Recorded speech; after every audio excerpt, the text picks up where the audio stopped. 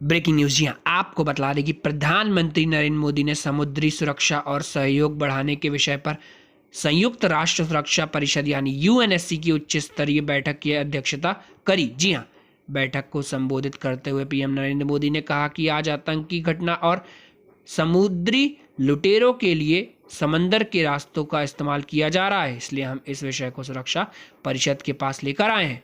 PM Modi ने कहा कि समुद्री विवाद का समाधान शांतिपूर्ण और अंतर्राष्ट्रीय कानून के आधार पर होना चाहिए। जी हाँ, आपको बतला दें कि बैठक की अध्यक्षता में पीएम मोदी ने सदस्यों के सामने 5 सिद्धांत भी रखे। जी हाँ, पीएम ने 5 सिद्धांतों के बारे में बताते हुए कहा कि पहला, हमें वैध समुद्री व्यापार से बाधाओं को हटाना चाहिए।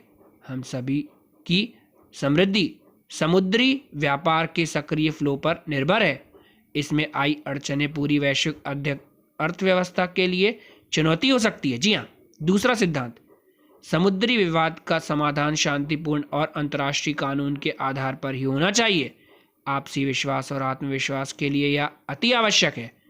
इसी माध्यम से हम वैश्विक शांति और स्थिरता सुनिश्चित कर सकते हैं। जी हाँ, तीसरा सिद्धांत, हमें प्राकृतिक आपदाओं और नॉन स्टेट एक्टर द्वारा पैदा किए गए समुद्री खतरे का मिलकर सामना करना चाहिए। इस विषय पर क्षेत्रीय सहयोग बढ़ाने के लिए भारत ने कई कदम उठाए हैं। जी हाँ, चौथा सिद्धांत, हमें समुद्री पर्यावरण और समुद्री संसाधन को संजोकर रखना होगा।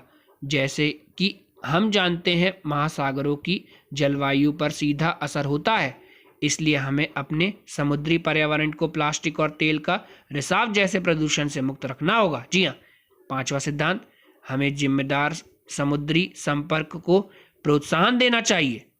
ऐसे बुनियादी ढांचा परियोजनाओं के विकास में देशों की फिस्कल स्थिरता और अवशोषण क्षमता को ध्यान में रखना होगा।